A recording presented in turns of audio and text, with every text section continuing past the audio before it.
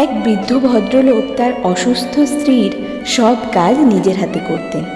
স্ত্রীর জন্য তিনি রান্না করতেন, নিজের হাতে খাইয়ে দিতেন, কাপড় চোপড় ধুয়ে দিতেন, ঘুম পাড়াতেন, পরিষ্কার করাতেন, এমনকি কোথাও গেলে স্ত্রীর হাত ধরে সাথে নিয়ে যেতেন।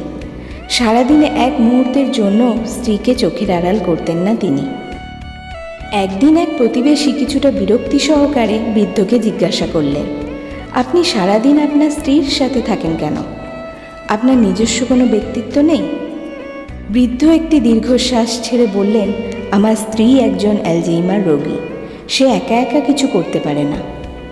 প্রতিবেশী কৌতূহলী হয়ে জানতে চাইলেন, আপনি যদি ওনাকে ছেড়ে চলে যান তাহলে উনি কি খুব কষ্ট পাবেন?